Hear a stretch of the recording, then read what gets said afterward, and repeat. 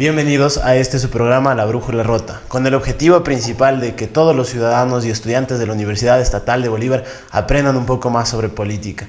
En estos momentos tan complicados que vive nuestra nación y que también vivimos a nivel mundial, es importante debatir con argumentos y también aprender un poco más sobre este aspecto tan importante de nuestra vida cotidiana. En este día, con nuestro primer programa, tenemos una invitada especial, una estudiosa de la politología de nuestra ciudad de Guaranda, que se graduó en la Universidad Central del Ecuador. Su nombre es Darla Becerra. Ella tiene un diplomado en Administración Pública y Gobernanza Territorial en la Universidad Internacional del Ecuador y una especialidad en Gestión Pública en el Instituto de Altos Estudios Nacionales. Para mí es un gran honor compartir en este día el panel con ella. Bienvenida, Darla. Y quisiera darte primero que nada unas palabras de bienvenida hacia nuestra audiencia, hacia la comunidad universitaria y todos los que nos están viendo a través de este medio digital. Muchas gracias, Darío, qué gusto compartir este espacio con un personaje tan importante de nuestra ciudad, un amigo muy querido. Quiero extender un saludo a toda la comunidad universitaria de la Universidad Estatal de Bolívar y felicitarles por crear este tipo de espacios para el análisis y debate de temas tan importantes que nos incursionan a toda la sociedad y son demasiado esenciales, ¿no? Entonces vamos a llevar a cabo un análisis general y más minucioso de todo lo que fue el debate presidencial y también del contexto político actual. Correcto, es importante recalcar todo esto. Creo que es el momento ideal para a nosotros cuestionarnos sobre lo que está pasando en la política nacional y más aún después de un debate. Vamos a analizar este post-debate, cuáles son las impresiones que han generado hacia la ciudadanía, hacia nosotros. Entonces vamos a empezar con nuestro primer punto, que es primero dar un contexto sobre la situación electoral del país. Vamos a denotar algunos factores importantes que tú hayas visto en la situación actual. Primero que nada, yo quiero dejar en claro que la polarización es un problema muy grave que nos está afectando a todos nosotros. Si bien es cierto que es un problema que ha estado presente desde los inicios republicanos, desde la lucha de los liberales, los conservadores, la lucha de poderes entre uno y otros, y este factor tan grande que a mí siempre me ha cuestionado y está en mi cabeza, que siempre que yo hago las cosas, o sea, está bien, ¿no? O sea, yo soy el bueno de la película, pero que lo haga a mi contrario, él es el malo. Explícanos un poco más de esto, Darla, danos un contexto un poco más amplio, ¿cómo lo ves tú? ¿Cuál es la visión de los politólogos? Bueno, en realidad creo que, como tú lo mencionas, ha sido un aspecto que se ha marcado desde el inicio de la vida republicana, pero se ha dado más importancia en estos 15 últimos años, si lo podemos analizar de esta manera, porque ciertamente se ha marcado como que los dos polos, ¿no? Obviamente hay muchos partidos políticos que se definen como de izquierda, centroizquierda y demás, pero en realidad podemos notar dos aspectos esenciales. Izquierda y derecha, que son los más notables, obviamente un poco más las inclinaciones hacia el uno y lo otro, pero siempre se ha marcado esto, la polarización política. Siempre un lado, el obrero, el trabajador, el emprendedor, el de la clase media, el de la clase baja, se inclina más al lado de la izquierda y dice, no, es que nosotros somos los buenos, nosotros buscamos un mejor porvenir para el país, y por el otro lado no, es el lado que genera empleo, el lado que genera riqueza, y se marcan como los buenos hacia los malos que quieren todo regalado, etcétera, etcétera.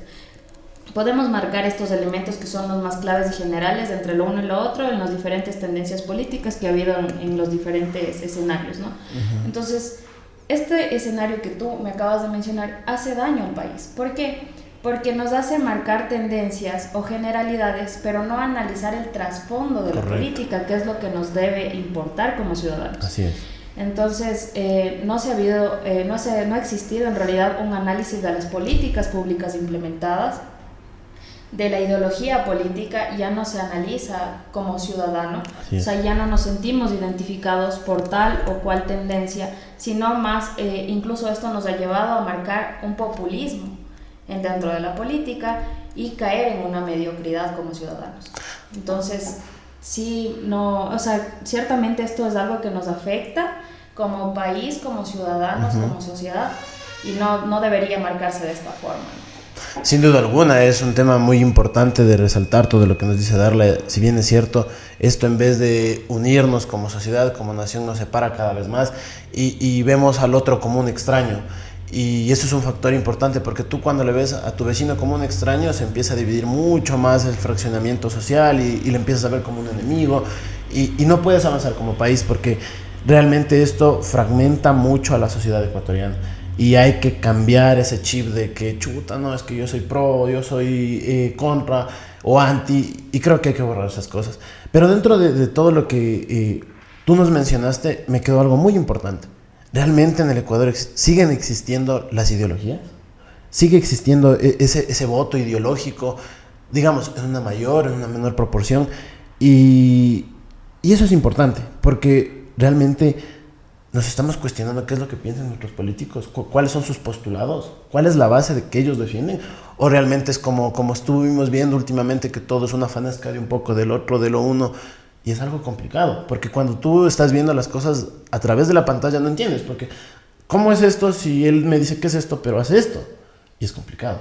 Entonces, explícanos un poquito más sobre esto. ¿Realmente aún tenemos esta idea de ideologías dentro de la política o ya no? Bueno, las ideologías políticas siempre van a existir, siempre se van a mantener. Lo que sí vamos a tener es variaciones y mutaciones con el tiempo, porque obviamente la política no va a ser la misma que tenemos hoy en día que hace 30 años. Entonces, siempre se van mutando acorde a los elementos con los cuales necesita inmiscuirse en la sociedad. Es decir, el discurso que teníamos hace unos años no es el mismo que manejan hoy. ¿Por qué? Porque van a seguir cambiando e incluyendo elementos que vayan ajustándose a las necesidades de la población. Siempre un político o un actor político va a decir elementos que la sociedad quiere escuchar. Entonces, siempre vamos a tener esto, a pesar de que, por ejemplo, tenemos un plan de trabajo que ciertamente es de centro izquierda, pero las políticas públicas a implementar son más de centro derecha. Pero aún así el discurso es populista y de izquierda. Correcto. Entonces vemos estas mutaciones, pero también, o sea, por una parte es culpa de los políticos o de los grupos políticos que están a cargo de esto, pero por otra parte nosotros también como ciudadanos tenemos la culpa en no analizar los elementos que contiene cada ideología y lo que nos está representando. Es un aspecto muy crucial, eso mismo, cuestionarnos a nosotros mismos, ver qué es lo que está pasando, porque a veces cuando uno deja que las cosas pasen y dicen, al final a mí no me afecta, ¿no? Pero no es así, o sea, siempre tenemos que darnos una pausa y reflexionar de todo lo que pasa, y más si es en cuestiones políticas, qué es lo que está ocurriendo. Y algo muy importante, tomo las palabras de Darla, que nos dice que, mucho ojo con esto, no es que por el hecho de ser de izquierda son buenos, o por el hecho de ser de derecha también son buenos. Es muy, ¿cómo lo diría yo? Muy básico tratar de decir, no, es que es de derecha es malo, o es de izquierda es el bueno. Entonces hay que ver las cosas con guantes, no todo lo que quieren darnos a denotar es lo que parece, sino que siempre va a haber cosas de por medio. Y es interesante hablar de todos estos temas. Pero bueno, con estos, creo, contexto general que hemos dado ahora, podemos adentrarnos ya un poco más en el análisis del formato del debate, cómo fueron los ejes temáticos y todas estas cosas. Entonces, quisiera primero preguntarte en el primer eje, vamos a educación. ¿Qué fue lo que pasó en el eje de educación? ¿Qué es lo que tú pudiste observar durante el debate? Cuéntame un poco. Bueno, antes de adentrarnos en el primer eje, creo que hay que analizar un poquito más de cómo se llevó a cabo el formato del debate. Este fue un formato mixto. Por una parte tuvimos el formato de interpelación y por otro el de preguntas cerradas. En el formato de interpelación, ahí sí digo lo que debía haber sido el debate, porque vimos un formato de confrontación, no de interpelación, en donde la lógica de este formato es que nos da espacio a aclarar las dudas en torno al eje planteado. Y en de preguntas cerradas, aclarar cosas como que más puntuales o cosas que estaban más escondiditas en el plan de trabajo de tal o cual candidato, que nos podría ayudar a aclarar el panorama. Pero, si bien es cierto, no se llevó a cabo de esta manera. Como aspecto general, podemos destacar que sí nos falta elevar la calidad del debate. Totalmente. Pero también implementar mecanismos en los cuales sea más clara la respuesta del candidato y que no dé espacio a la confrontación entre los mismos. Creo que aquí es un factor importante el moderador.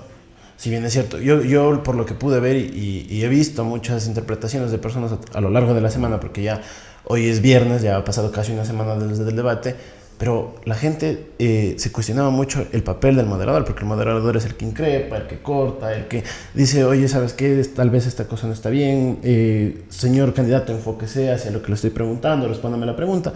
Entonces, es importante también hacer eso, ¿no? Esa aclaración. Claro, bueno, el rol del moderador es bastante fundamental dentro del debate, Pero el moderador también no es un profesor de jardín de niños. Entonces, se supone que tenemos a dos candidatos presidenciales en segunda vuelta y deberían entender, por un lado, la lógica del debate y respetar la misma. Entonces, el moderador no puede estar como que direccionando, cortando, cerrando micrófonos. Entonces, como que ahí la culpa es compartida, pero más de los candidatos. Podemos analizarlo de esta manera. Y por otra parte, ya adentrándonos en la línea discursiva, eso es algo que sacaremos elementos al final a modo de conclusión, pero por un inicio tenemos a dos candidatos que representan a una misma línea ideológica. Y ahora les explico la razón de. Tenemos por un lado a la candidata Luisa González, que representa claramente al progresismo, una línea de izquierda ya modernizada, ¿no? Y por otro lado tenemos al candidato Noboa, que representa a la línea de centro-izquierda, que se define a sí mismo dentro de su plan de trabajo. Entonces, tenemos a dos de la misma línea, claro, supuestamente. Ahora vamos a analizar, acorde a los planteamientos que son políticas públicas que implementarían en su gobierno, a qué conclusión llegamos ya después del análisis. En el primero que nos acabas de mencionar es el eje de educación. En el segundo, salud y seguridad social. En el tercero, criminalidad y seguridad. Cuarto, economía y empleo. Quinto, gobernabilidad. A mi parecer, ejes fundamentales. Podrían haber incluido un poco más acerca de algunos que también son importantes, pero bueno. En el primero, presentación. ¿Cómo lo viste tú? Vaya, esto es una pregunta muy importante. Yo vi a un Daniel Noboa bastante con miedo, un Daniel Noboa que veía el suelo. No estábamos acostumbrados a ver eso porque la línea comunicacional de presidencia lo muestra como un man que está seguro, que está serio, que es el típico político ideal, que toma las decisiones a rajatabla, que tiene, como dice al albur popular, que tiene el pantalón bien puesto, ¿no? Entonces vi un Noboa un poco más reservado, un poco más como que no tan confrontativo, como que si tú me tiras la piedra yo también te tiro. Vi a un Noboa que estaba un poco dudoso, tal vez nervioso. Habló mucho su forma de estar ahí parado en el atril. Vi a una Luisa González que estaba un poco más segura de ella misma. Ya no es la misma Luisa de hace unos cuantos años atrás, donde que estaba insegura, no sabía qué hacer dentro del atril. Estaba un poco más preparada. Vi algunas cosas interesantes como el juego de los lentes que se ponía, se sacaba los lentes para tratar de llamar un poco más la atención del espectador. Vi frases compuestas. Hay que felicitar a los equipos de trabajo porque realmente han pensado varias frases para las respuestas porque ya sabían qué era lo que trataban de decir. Pero más allá de eso, veo tal vez una gran responsabilidad al momento de ser la figura del candidato a presidente. Creo que eso también le hizo como que tal vez reservarse un poco más, porque cuando no era el candidato, no era presidente candidato, era un poco más confrontativo, un poco más, como se dice, buleador, como que trataba a los otros de molestarles, de sacarles de su zona de confort, y ahora no fue eso, o sea, fue un papel distinto. Entonces, no estamos viendo el mismo Daniel Noboa de hace algunos años, no estamos viendo la misma Luisa, y es interesante ver cómo ahora ha evolucionado su factor de desenvolvimiento dentro de la palestra política. Y es importante ver eso porque hemos visto un cambio. Y este cambio tal vez no es para bien. ¿Qué piensas tú? Bueno, aquí podemos destacar elementos tanto a nivel personal de la fisonomía física, que es algo que también impacta en el votante, y por otra parte la línea discursiva. Entonces, en el aspecto físico podemos notar lo que tú acabas de decir, el nerviosismo del candidato presidencial. No tenía elementos claves en los cuales podía desenvolverse a nivel de presentación. Se le vio incluso bajar la mirada, incluso para decir sus datos personales, que es algo que creo que en la población sí generó ciertas dudas. Y por otro lado tenemos a la candidata Luisa que, a comparación con el anterior debate presidencial, mostró una figura segura, formal e intelectual, que es algo que también generó ya un cambio de la perspectiva en la cual se le veía. Y por otro lado, en la línea discursiva de la candidata Luisa, pues se le vio igual, hablar de manera más pausada, no acelerada, que es algo que también le jugó en contra en la anterior ocasión. Entonces sí, tuvimos estos cambios notorios, a mi parecer. El candidato Novoa sí retrocedió bastante en el primer paso en el que dio en el debate. Ahora ya adentrándonos en la educación, en el ámbito claro, la pregunta fue la calidad de la educación pública. Cómo combatir a la deserción escolar y adicional a eso, cómo evitar la influencia que tienen los grupos delincuenciales dentro de los estudiantes. Eso me parece muy esencial porque es un aspecto que nos está retrasando bastante como sociedad, ya que últimamente se ha visto a la educación pública como un gasto y no más como una inversión. Entonces, en el caso de Luisa, dio cifras, propuestas en cuanto a la educación, que fue algo que sí fue notorio, en cuanto a mejorar la calidad de la educación. Correcto. Dar estabilidad en el ámbito laboral a los docentes y también elementos en los cuales podríamos brindar más seguridad dentro de los establecimientos educativos, pero más no explicó cómo combatir la deserción escolar, que es algo muy importante. Muy importante. Y hay que tomar en cuenta esto. Según datos del Ministerio de Educación, alrededor del año 2022-2023, la tasa bruta de matrícula, digamos, de las personas activas en el sistema de educación fue del 85%.21%. Y el resto de personas, es decir, de 8 de cada 10 niños estaban en la escuela. ¿Y los otros dos? ¿Cómo hacemos que esos otros dos formen parte del sistema de educación? Si estamos hablando de que la educación es un derecho constitucional reconocido y que todas las personas tienen derecho a ejercer esto de la educación, a ser parte de la educación pública. Pero ¿cómo atraes a esas otras dos personas que nos faltan darla? ¿Cuál sería la política pública que nos permitiría como ecuatorianos a nosotros? Porque ya muy aparte del candidato que sea de su preferencia, hay que cuestionarnos eso, nosotros como ciudadanos. ¿Cómo solventamos este problema? ¿Cómo lo solucionamos? Claro, es que aquí, por ejemplo, lo que uno tiene que analizar como ciudadano, como estudiante, como académico, más allá de pensar es cómo le invito al estudiante a que se matricule en las aulas. No es eso. Son varios elementos que inciden en que ese estudiante ya no vuelva a las aulas. Por ejemplo, el caso de la costa. Hay muchos casos reportados de estudiantes que son captados por los diferentes grupos delincuenciales. ¿Cómo evitas eso? Si no le das las condiciones adecuadas a ese estudiante para que vaya de manera segura a las aulas, que vaya comido a las aulas. Muchas personas, tú tienes conocimiento de que gran cantidad de ciudadanos ecuatorianos viven con menos de $1 al día. Así es.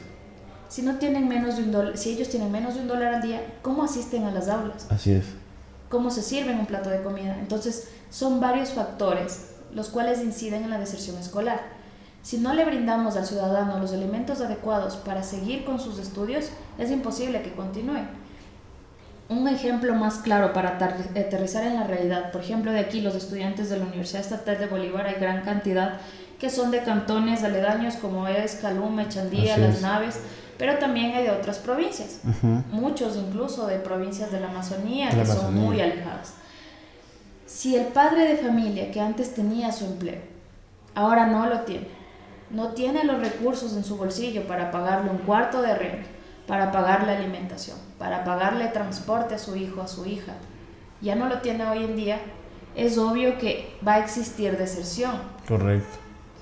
Entonces, son muchos factores, principalmente a nivel económico y laboral y de seguridad, los cuales influyen para que exista la deserción escolar. Entonces, aquí son varios factores que tenemos que tomar en cuenta para realizar las políticas públicas en cuanto a educación. Correcto, qué importante denotar eso, de que todo depende también del contexto. En este caso, sobre los factores socioeconómicos que rodean a las personas que se encuentran cerca del sistema de educación pública. Esto incluye educación básica, media y superior. Y es importante denotar esto porque ¿cómo nos exigimos a nosotros como sociedad un progreso si estamos excluyendo a las demás personas de la educación? Y la educación es la única herramienta que nos permite a nosotros ser libres. Es importante, muy importante lo que nos mencionas, Darla. Y este eje temático de educación debía haber sido mucho más explotado por los candidatos, porque hay muchas cosas de qué hablar, por ejemplo, la calidad de la educación, la autonomía universitaria, cómo hacemos que más jóvenes ingresen a las universidades y ocupen plazas de empleo que necesita la sociedad, porque no es que, no, ya está llenito de abogados o está llenito de politólogos o así, siguen diciendo, no, pero no, son necesidades inherentes que tiene nuestra sociedad que tienen que suplirse. Y nosotros necesitamos que todos esos jóvenes formen parte de la educación superior, que no sean excluidos, porque si bien es cierto, la sociedad también a veces excluye a estas personas que no forman parte de la educación superior. No, es que él sí tiene el título universitario, él no tiene, y eso está mal, porque lo que nosotros debemos hacer en vez de tratar de excluirlos es hacerles parte de y incentivarlos a que formen parte de la educación. Creo que eso es un factor crucial para sacar a nuestro Ecuador adelante y para erradicar un poco los problemas que hemos venido hablando a través de esto, porque sin duda la educación es la única forma en la que nosotros podemos ver desde otra perspectiva las cosas. Entonces, ¿algo más que quieras añadirle en el eje educación? Mira, algo que me pareció preocupante es en la exposición del candidato Noboa en momento de educación. Uh-huh. Se centró en hablar de la tabla de drogas, del nivel de corrupción que existe en el país y de la alimentación en las cárceles, que es algo que nada que ver con el tema expuesto. Este es un eje tan importante y al que le dio poca relevancia, y eso sí me pareció alarmante como ciudadana, porque sí esperaba una respuesta más concisa al respecto. Uh-huh. Y algo que no se ha topado el tema y que creo que debió haber incluido el debate es la fuga del capital intelectual que está existiendo. Sí. Como joven, me preparo, saco maestría, puedo hacer un posgrado PhD y si no encuentro mercado laboral en el Ecuador, no existe producción académica, no se le da la relevancia a la producción de artículos científicos, tesis y demás, mucha gente está migrando. Eso sí es una realidad. Incluso con becas estatales o becas particulares, la gente se está yendo. Y es por eso, por la falta de inversión en la educación y posterior a eso en el desarrollo. Uh-huh. Entonces eso es un elemento que también debía haber incluido el debate en el ámbito de educación, porque es algo importante, pero no se llevó a cabo. Esto sí me parece que debía haberse tomado en cuenta. Sin duda alguna es un aspecto fundamental a tener en cuenta, pero dentro de lo que tú nos dices veo algo muy importante, y eso yo también me di cuenta y se ha hablado mucho a lo largo de la semana, que es que vimos a un Noboa que no ofrecía más cosas, pero sí vimos una Luisa que trataba de ofrecer, ¿saben qué? Vamos a hacer esto, el otro, aquello o así, pero Daniel Noboa era un poco más reservado en sus ofrecimientos de campaña. Esto tal vez se deberá al factor de que él sabe cómo se encuentra, digamos, las arcas del Estado, el heraldo nacional, y cómo estamos, o sea, nuestra deuda externa, cómo es el presupuesto general del Estado, cosa que tampoco no se habló y que es muy importante, porque en el eje economía debían haber hablado full de eso, de el presupuesto general del Estado para este año, para el próximo, y no se habló. Pero centrándonos un poco más en esto. Tuviste a un Noboa que ya no ofrecía más, o sea, no ofrecía más propuestas de mejoramiento, y a una Luisa que sí te daba opciones, pero no te decía cómo iba a llegar a eso. ¿Cómo analizamos esto para ir cerrando ya este eje temático? Claro, o sea, lo que podemos ver en ámbito general, que fue de esta manera, los ofrecimientos se los llevó a cabo así, ¿no? Bueno, a la gente no lo analiza el trasfondo, uh-huh. Y te digo eso. Entonces es como que te dicen, yo voy a mejorar la calidad de educación, voy a construir más escuelas, voy a hacer esto, pero no te dicen, más allá de cómo hacerlo, de dónde sacar el dinero para hacerlo. Correcto. Entonces esa es una falencia que sí se presentó en el debate. Y también debía haber habido este aspecto de comprobar las cifras que mostraban, uh-huh. Y validar las propuestas que estaban mostrando, pero es algo que al final no se hizo. Creo que es importante este espacio para crear ese criterio, ese debate, porque en muchos medios de comunicación se centran en la polémica y no en el análisis. Así es. Entonces eso creo que es importante para cerrar y como que pasar al siguiente punto, que a mi parecer también uno de los más importantes. Sí, sin duda alguna. Vamos ahora al segundo eje temático, que se trató de salud y seguridad social. Fue importante, es importante ahora, la gente sigue hablando de esto. Tenemos muchos aspectos importantes que destacar, problemáticas, y ahora es el momento para nosotros ir desarrollando, desmenuzándole un poquito. Por ejemplo, yo no vi que en este eje temático se hablara a profundidad de los problemas del IES. y es un problema que está ahí innato, que es una bomba de tiempo, que la gente especula mucho, que dice, no, es que el IES ya va a quebrar, y ahora ya no me van a saber jubilar, o me van a subir los años de jubilación, o las aportaciones. Y esto es importante porque si no lo escucha las personas, la ciudadanía de primera boca de sus candidatos, se generan muchos vacíos. ¿Y estos vacíos qué generan? Especulaciones. Igual, el sistema de salud, aparte del IES, el MSP, vemos que es un derecho también, se encuentra reconocido en la Constitución, pero vemos que también, si nos vamos a cifras duras, realmente no todos los ecuatorianos acceden a la salud. Y eso se debe por desigualdades geográficas, por bajos recursos en el sistema de salud, una ineficiencia también, la burocracia que se ha vuelto tan grande, la corrupción que ha estado tan presente últimamente en el sistema de salud, por eso sale siempre en las noticias, en cualquier lado, mafia es la que se encuentra manejando el sistema de salud público o tal hospital. ¿Cómo ves esto? ¿Cómo ves este eje de salud? Que si bien se habló un poco, pero no se profundizó por parte de los candidatos y uno como ciudadano lo que esperaba era una profundización, una aclaración de los problemas que afectan al sistema de salud y al IES también. Exacto. Bueno, para mí este es el aspecto en el que menos se profundizó por parte de los dos candidatos, el que tuvo más falencias, porque la pregunta clave era el déficit económico que existe en el IES, cómo subir la tasa de aportaciones y el número de años. ¿Usted lo haría o no? Uh-huh. En concreto, debían haber respondido, sí, yo voy a subir la tasa de aportaciones o los años de aportaciones. Ninguno de los dos respondió. Se dieron vueltas, dijeron que, por un lado Luisa dijo que no, que ella lo que pretende es aumentar el número de afiliados, brindándoles los derechos laborales adecuados a las personas. Pero más no, hasta ahí llegamos. Y luego de eso, por otro lado teníamos al candidato Noboa, que dijo que el problema en sí no era el número de aportaciones, no era el valor de la aportación en sí, sino más bien era la corrupción. Todo el problema era la corrupción. Sí. Entonces, eso me parece bastante mediocre como respuesta en sí, porque el debate era otro.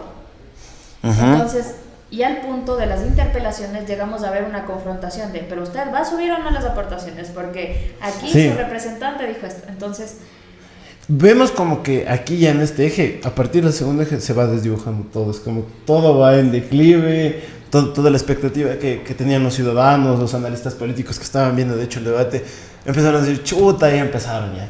Y realmente pasó así, es como que el momento se enervó tanto, se subió tanto el ánimo de los candidatos que empezaron, no, es que usted tal cosa, no, es que tú tal cosa. Y creo que no era eso el enfoque. Nosotros no queríamos ver un circo donde que los dos se discutían como niños pequeños que le decían no, tal cosa.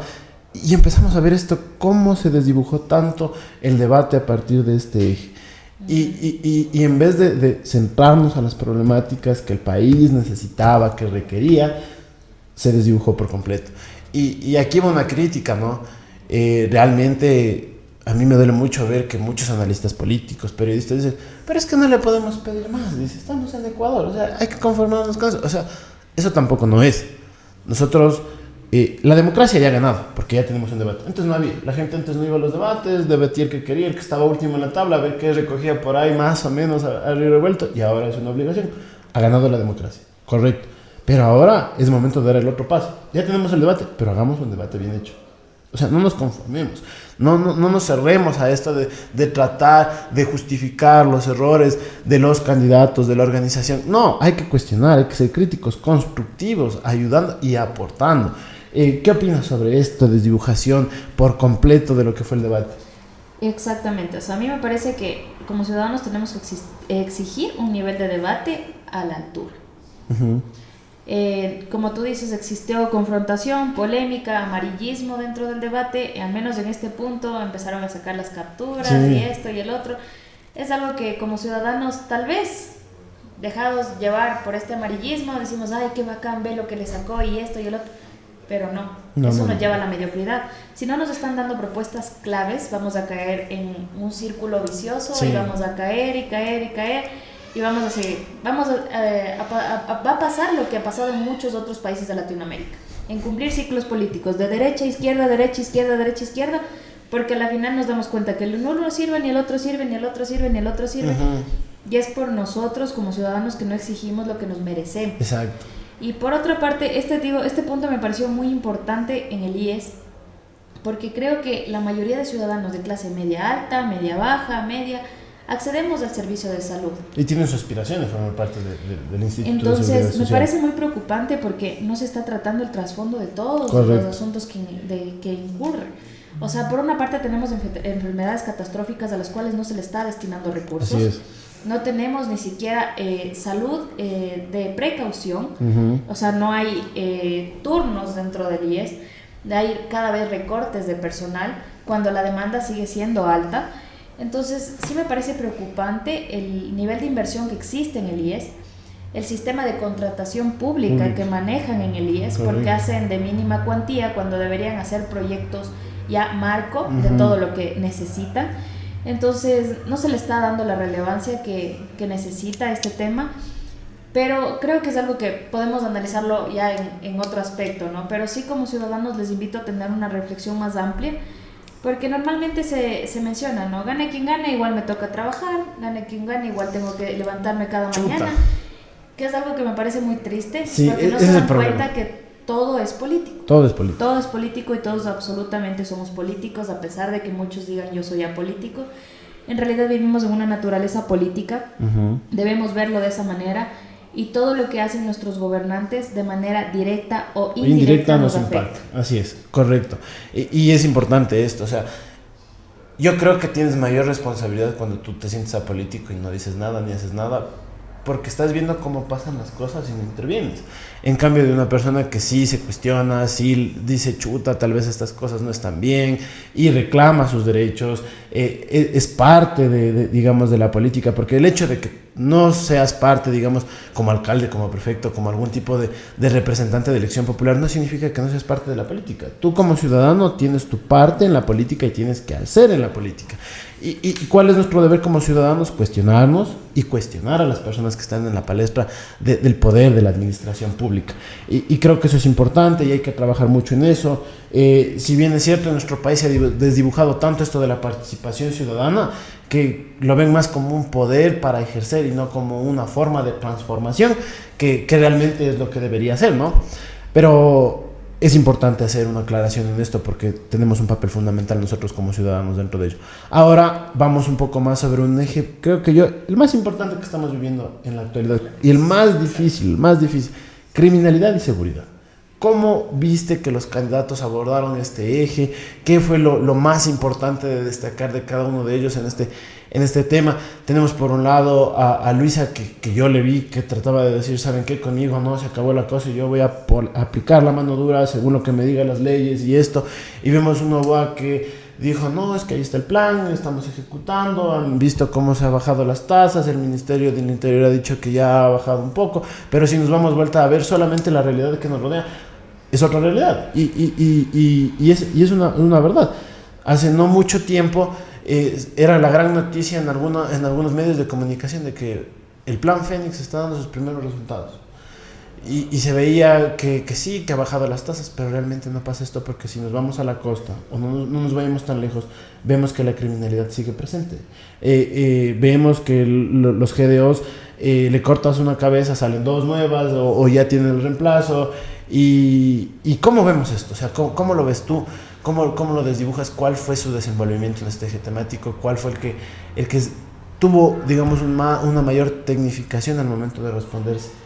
Bueno, en este aspecto me parece importante destacar que se basó en dos puntos, ¿no? El primero era cómo generar una correcta represión a los grupos de delincuencia organizada y por otra parte cómo fortalecer la policía o los servicios comunitarios de seguridad. Entonces aquí podemos destacar dos puntos. Por una parte, las propuestas fueron similares: mayor equipamiento a la policía, fuerzas del orden, fuerzas armadas, y por otra parte trabajar en conjunto con los UPCs. Fue algo general, pero ciertamente es la problemática que más aqueja al Ecuador hoy en día. La inseguridad tal vez se veía aislada de nuestro medio, en el cual me refiero específicamente a la sierra, porque era como que se escuchaban ciertos casos en la costa y era un caso aislado de la realidad.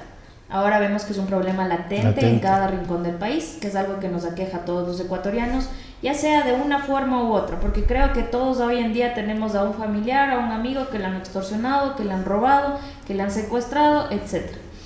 Entonces, ¿cómo llevamos a cambio en realidad esto? O sea, ya aterrizando a la realidad. Tenemos dos diferenciaciones. Luisa siempre apunta más por lo público, que es el fortalecimiento, la inversión en lo público. Y por otro lado, Novoa quiere hacer lo mismo, pero con el apoyo de fuerzas particulares. Sí. Que esto es algo que al menos a mí como politóloga, como profesional de las ciencias sociales, sí me preocupa bastante, porque se supone que cuando tú te ya aseguras que necesitas apoyo de lo privado, apoyo del externo, es porque tú estás afirmando que tú no puedes controlar lo que estás manejando a nivel público. Es decir, que se te fue de las manos. Entonces, aquí, rescatando este punto expuesto en el debate, me da a notar de que el Plan Fénix nunca ha funcionado. A través solo de las palabras, no de las cifras, ¿no? Porque las cifras evidentemente son otras. No ha reducido en nada, sino más bien ha ido en aumentado. Y hemos tenido cifras de asesinatos, robos y demás, de las más críticas en la historia del Ecuador. Entonces, ya a nivel de este discurso, solo analizando la línea discursiva podemos darnos cuenta de esto. Lo que sí da a notar Novoa es que él quiere implementar tecnología para la seguridad, pero si bien es cierto, ha tenido casi 2 años de gobierno y no se ha visto inversión en tecnología, y también el aumento del IVA, no se ha visto el nivel de recaudación en representación a lo que se ha invertido en seguridad. Claro, y se suponía que el 14% del IVA iba reflejado, el 15%, iba reflejado hacia esto, el combate al crimen organizado, a los GDOs. Se suponía que era una etapa de transición donde que le declarábamos la guerra, el Estado ecuatoriano como tal le declaraba la guerra al crimen organizado, y entonces todos debíamos apoyar, arrimar el hombro y empujar, lo que siempre se dice. Pero si nos vamos a ciencia cierta, no vemos ese cambio y realmente no vemos ese esfuerzo que estamos nosotros haciendo como contribuyentes a favor de la seguridad. Y yo creo que esto es así porque lastimosamente no se está hablando la verdad en el eje económico, que luego lo profundizaremos, de que realmente no hay plata y de que realmente se subió el impuesto porque no había para pagar a las personas del sector público. Y algo que me parece bastante preocupante, que no se ha tomado en cuenta dentro de este eje, es los elementos policiales que están contaminados y están dentro de los grupos de delincuencia organizada. Y aquí podemos destacar algo, que si bien es cierto, no se está ejecutando un verdadero plan de seguridad cuando intenta sacar policías en 6 a 8 meses. Correcto. Muchos amigos policías en formación de la escuela superior dicen ellos son los policías express, porque no saben manejar un arma, no saben llevar a cabo un operativo de alto nivel o algo por el estilo. Pero el objetivo del gobierno últimamente es sacar personal policial, para poner en las calles, pero no se dan cuenta que lo que necesitamos es personal capacitado. Y muchos jóvenes no se están metiendo al servicio de orden público de las diferentes, a las que existen, por vocación, sino por necesidad. Por necesidad, ajá. Y obviamente por el escaso mercado laboral que existe. Claro. Entonces lo ven como una solución para tener empleo. Sí. Y ya. Entonces eso me parece que igual debía haberse analizado dentro de este aspecto, y justo en esto caemos en el cuarto punto, que es el ámbito del empleo y el fortalecimiento de la dolarización. Vaya, este sí es un tema bastante fuerte porque se ha hablado tanto de dolarización a lo largo de las semanas. De hecho, lo que yo decía hace algunos puntos atrás es que, chévere, hablemos de dolarización, es importante, ¿no? Es crucial, pero hablemos también de lo medular, y creo que ahí nos hizo falta una pregunta sobre ello, sobre el presupuesto general del Estado, el déficit presupuestal que tenemos. ¿Cómo vamos a solventar los huecos que tenemos? Porque siempre es, pidamos un préstamo y ya veremos luego cómo le pagamos. Entonces, ¿cómo vemos este eje temático? Bueno, para mí, en cuanto a generación de empleo, se expuso de las dos partes. Por una parte, Luisa siempre ha sido enfática en generar empleo, pero empleo adecuado, no subempleo o empleo sin las condiciones laborales adecuadas. Y por otro lado, Novoa siempre ha hecho enfático que a través de las empresas, de la inversión, se ha generado empleo, y ha incluido un elemento que es esto de jóvenes en acción, que me parece también una especie de subempleo, porque es algo no estable, claro, que no cuenta con los derechos laborales que debe tener un empleo, pero lo ha presentado de esta forma. Pero ya abordando el otro polo de esta pregunta, es la dolarización. ¿Cómo fortalecemos la dolarización y las políticas exteriores? Por un lado, Luisa no respondió cuál es su proyección de crecimiento económico, no respondió nunca cuál es la cifra adecuada, menos el presupuesto con el cual va a contar o manejar.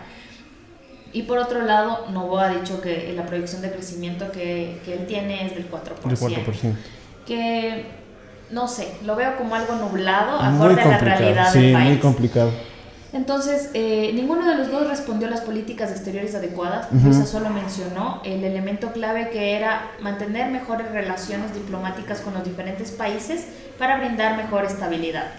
Pero eso no es un factor, digamos, de política exterior, son más relaciones diplomáticas, claro, que va a cargo de Cancillería. Entonces, ahí no ha habido elementos en los cuales se pueda rescatar. Creo que para analizar el ámbito de la dolarización y estabilidad económica sí se necesita 2 podcasts enteros. Sí, porque es un tema muy amplio, extenso. Pero sí me pareció que en ámbito de, al menos análisis para la ciudadanía, el ámbito de empleo sí es bastante deficiente. Sí. Porque nos pueden prometer de que sí van a generar plazas de empleo por una parte y por otra parte, y en la otra parte en la que tenemos del gobierno actual no hemos visto que eso se ha representado, sino al contrario, ha habido cada vez más recortes de espacios laborales desde el sector público, incluso en el sector privado, obviamente por la crisis en la cual estamos, y no podemos decir que hemos tenido crecimiento económico. No. De hecho, ha sido uno de los países que menos ha crecido en los últimos años. Y se generó una confrontación en cuanto a la desdolarización, que el uno propone esto, el otro va a sacar y el otro va a sacar. Pero creo que esto es algo que podemos analizar y más a lo profundo.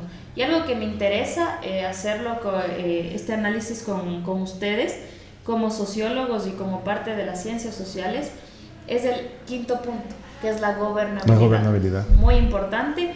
Entonces, empezamos partiendo desde que Revolución Ciudadana y ADN conforman más del 80% de la Asamblea Nacional, según las cifras y según la pregunta en el debate. Y dijo en qué temas se pueden llegar a acuerdos nacionales por el bienestar o la estabilidad del país.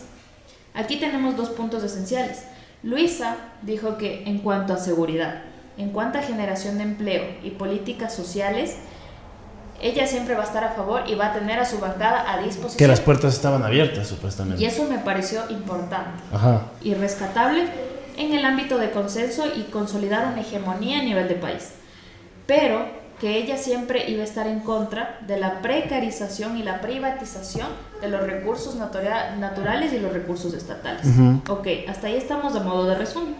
Y Noboa nunca respondió a la pregunta. Claro, no respondió. Nunca dijo si sí o no va a poner a su bancada a disposición en el caso de que él no ganara para temas de relevancia para el país. Nunca respondió. Y ahí es cuando empezó, que va a hacer el cambio de la constituyente, que va a eliminar el Consejo de Participación Ciudadana, que solo es una mafia, y realizó acusaciones, nunca respondió a la pregunta de gobernabilidad, o dio alternativas al menos para el mismo punto. O dijo como que no, mi bancada va a estar a disposición, pero cada quien va a decidir, ni eso. Entonces, aquí llegamos ya a que se generó esta polarización y confrontación, la más denotable del debate, la más denotable, sí, amarillista, polémica y demás. Entonces creo que estos son los puntos más cruciales, porque la gobernabilidad es algo que nos debería importar demasiado como país, y adicional a eso debía incluirse en este punto cómo vamos a manejar las carteras estatales, porque eso es fundamental para replicar las políticas públicas en los diferentes aspectos. Y cómo el Estado se hace presente en el territorio, cómo efectiviza esa gobernabilidad que tanto se habla y esa institucionalidad fuerte que tanto nos hace falta últimamente, porque las personas ya no confían en las instituciones del Estado, Ministerio de Salud, Superintendencia de Bancos, o cada una de estas entidades del Estado que realmente son las que garantizan a nosotros como ciudadanos derechos, y la gente tiene miedo. La gente tiene miedo de que el Estado deje de garantizar esos derechos fundamentales. Y eso es muy importante, porque la gobernabilidad ahí se refleja como un Estado es fuerte. Exacto. Y ¿sabes algo que me parece aún más preocupante? Que no se ha mencionado lo importante que es la tecnocracia. Incluir el capital intelectual acorde a cada área en las diferentes aristas del Estado. ¿Por qué? Porque hoy en día se ha visto que todas las instituciones públicas se han politizado de una manera tenaz. Entonces, ves a una persona, sin desmerecer ninguna profesión, obviamente, pero creo que cada zapatero es a su zapato. Claro, obviamente. Entonces, tenemos a un abogado dirigiendo el Hospital General de tal lado. No, y eso tenemos no puede ser. a un médico que está de gerente de tal banco. Entonces, sí tenemos que poner un poco más de énfasis en esto, al menos como jóvenes, como universitarios. Nosotros nos estamos formando en diferentes áreas que todas son absolutamente fundamentales para nuestro desarrollo como sociedad, pero no se está dando la importancia a cada una de estas y creando los espacios laborales para nuestro desarrollo en lo que estamos preparándonos, ¿no? Y es bastante triste. Sí, o sea, sin duda alguna. Si no se le está dando la relevancia a este punto focal, no estamos yendo a ningún lado. Es desesperante porque, como tú lo dices, y a toda la comunidad universitaria que nos está escuchando, realmente todas las áreas de educación son importantes, de especialización son importantes, porque esto nos permite a nosotros tener una mayor claridad sobre un tema en específico y tecnificarnos en eso y ser buenos en el labor que nosotros vamos a realizar. Y por eso muchos jóvenes, yo he escuchado, compañeros, tú sabes perfectamente cómo se conversa de que realmente ahora no sirve tener una maestría, no sirve tener una trayectoria buena. ¿Por qué? Porque ahora los puestos están destinados para X o Y persona que ya tiene una militancia política en algún partido, y por eso vemos que hay jóvenes, y yo lo veo porque yo lo vi mucho en organizaciones juveniles sociales y políticas, de que hay muchos jóvenes de que se meten en un partido y se cambian a los 2 meses a otro porque el partido ganó en el sector donde que él vive y él tiene que chutar como sea, meterse dentro del ámbito para que por ahí algo consiga o algo pesque. Y creo que eso está mal, porque realmente no estamos haciendo lo correcto y lo ético ante la política, porque el hacer política es una cosa, correcto, el hacer política, pero otra cosa es estar ahí de clientelismo político de un lado al otro y crúzate de un lado a la izquierda, a la derecha y bailas, y creo que eso nos hace daño, muchísimo daño. Pero bueno, eso lo vamos a dejar para las conclusiones finales. Tengo unas preguntas que son muy cruciales, que a las personas siempre tienen esto en la mente y quisiera que nos vayas respondiendo un poquito. Vamos con la primera. ¿Crees realmente que cambió en algo el panorama electoral después de la participación de Luisa González y Noboa? ¿Cambió en algo el panorama electoral? Sí, generó bastante cambio.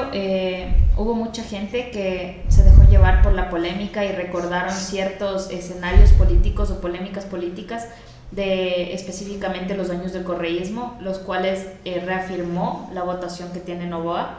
Pero por otro lado hubieron muchas personas a nivel indeciso y a nivel de que votaron por otros candidatos orientados a la izquierda, que reafirmó como que este sentido de conciencia social que les va a inclinar obviamente a votar por González.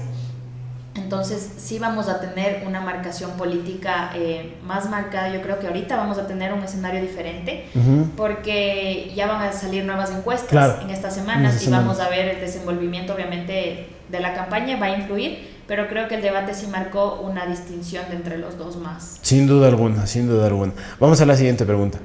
¿El voto indeciso encontró algo de claridad en las participaciones de los candidatos? Yo creo que claridad en las respuestas de los candidatos no existió, pero hubo más una denotación al polo al cual representaban, lo cual les ayudó a identificarse de mejor forma. Correcto. Vamos con la siguiente pregunta. ¿Realmente existió un ganador en el debate? Esto es una pregunta que todo el mundo se hace dentro de los analistas políticos y todo esto. ¿Realmente existió un ganador en el debate o solo fuimos testigos de una riña que no dejó ganadores, sino que fragmentó a la población? Bueno, la fragmentación en la población ya ha estado existiendo desde hace mucho tiempo. En estas elecciones no ha sido la diferencia. Entonces yo no puedo definir que ha existido un ganador en el debate porque ninguno de los dos ha desenmarcado de mejor forma, se ha desarrollado. Entonces lo único que podemos ver es dos militancias que ha afirmado tener un ganador en el debate, pero ciertamente no ha existido un destacamiento especial, podemos llamarlo de esta manera.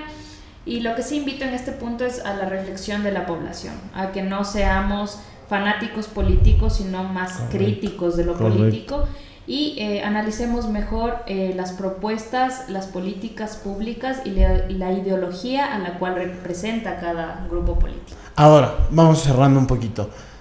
¿Qué deben hacer los candidatos para ganar el voto nulo y el blanco? ¿Cuál es el reto que se les presenta ahora? Bueno, esta es una pregunta más al fondo y para explicarla me tomaría más tiempo, pero a modo de breves rasgos, cada grupo político va a analizar el mejor escenario en el cual puedan manejarse. Esto obviamente incluye teoría de juegos y otras dinámicas que utilizamos en la política, pero obviamente van a captar esta población acorde a la segmentación, obviamente geográfica, económica y social de cada persona, de cada grupo. Van a utilizar diferentes dinámicas, cambios de la línea discursiva. Correcto. Cambios de imagen y comunicación, marketing político. Entonces, obviamente las dinámicas que van a implementar aún no las sabemos porque están en el desarrollo. He escuchado de parte y parte lo que están manejando. De Novoa, de lo que tengo entendido, van a manejar lo mismo que han venido haciendo hasta ahora y visitando más del territorio, fortaleciendo ese trabajo. Pero de Luisa sí entiendo que van a cambiar porque van a unificar varias fuerzas políticas. Claro, y tiene que cambiar la candidata. Si quiere apuntarle a esos porcentajes altos de voto nulo y blanco que están presentes, tienen que cambiar un poco el chip, tienen que transformarse, tienen que volverse un poco más, digamos, sociables ante ese voto reacio que quiere votarle nulo, que quiere votarle blanco porque no siente esa confianza entre los dos candidatos.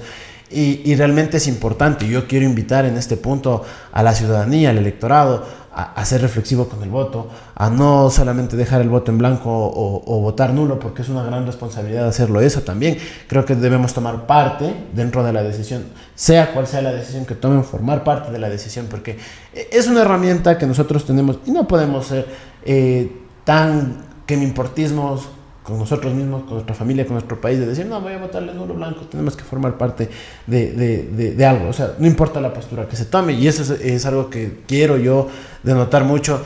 En este momento nosotros no tenemos ningún tipo de inclinación política, nuestra opinión es netamente crítica, y antes de yo dar la reflexión final del programa de esta brújula rota, quisiera dejarte a ti en la parte final de tu intervención, alguna conclusión importante que nos quieras dar. Bueno, yo sí quiero invitar a todos los ciudadanos, a toda la comunidad universitaria, a que llevemos a cabo una reflexión más a fondo de todo lo que está pasando en la sociedad. Últimamente se ha visto un quemiportismo por parte de los jóvenes hacia los asuntos políticos y sociales, pero creo que es algo que nos afecta a todos y está en nuestras manos cambiar el futuro de nuestro país, y el destino que vaya a tomar obviamente nos va a afectar a todos nosotros. Por una parte, a modo de conclusión del debate, puedo denotar que no existió una forma adecuada de llevarlo a cabo. Tal vez a nivel organizativo se pudo haberlo hecho de mejor forma, pero también de los candidatos no se respetó la dinámica que se debería haber llevado a cabo. Varias cifras que se mostraron y datos expuestos no fueron reales, y no nos estamos cuestionando eso como ciudadanos. Adicional a eso, creo que, como dijimos en varios puntos, solo se fue llevando a cabo una dinámica de confrontación, polémica y polarización política, que es algo que tanto nos ha hecho daño, porque estamos poniéndonos buenos contra malos, malos contra buenos, y no estamos cuestionándonos en sí la ideología la cual nos va a representar durante 4 años de gobierno, perdón.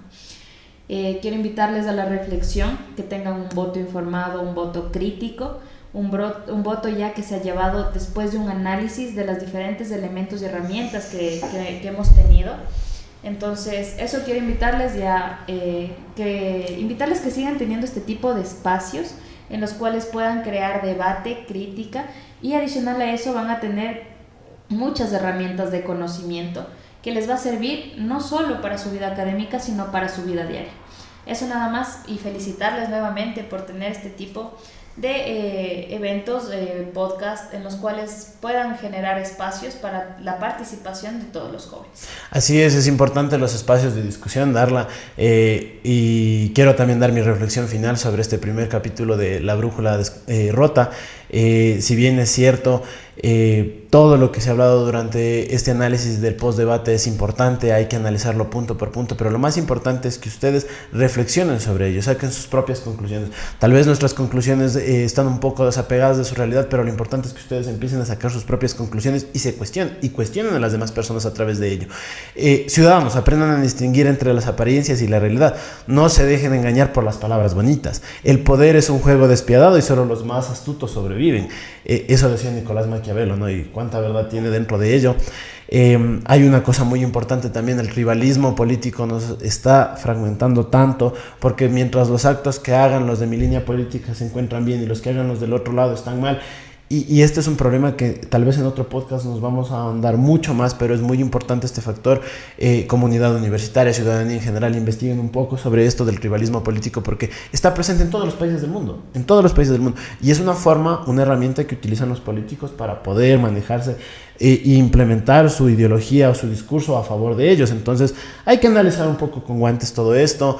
Quiero también agradecer al Club de Comunicación, a la carrera de Comunicación por darnos este espacio, a nosotros como carrera de Sociología para poder hablar de estos temas fundamentales, invitar a la comunidad universitaria a formar parte del debate. Actualmente nos encontramos formando un club de debate que es importante que también exista dentro de la universidad, porque ahí es donde que se genera el intercambio de ideas y posiciones, que es tan importante para una democracia y para no llegar a estos puntos de inflexión donde que ya no hay un retroceso. Y nada más que agradecerles por su tiempo y cerrar con una reflexión muy importante. No seamos fanáticos de los candidatos. La democracia no necesita barras bravas de partidos políticos. La necesidad está en ser críticos de los actos y los problemas vengan de donde vengan. O sea, hay que criticarlos de cualquier línea política. Cuando nos encontramos del lado de las mayorías, es momento de tomar una pausa y reflexionar. Gracias.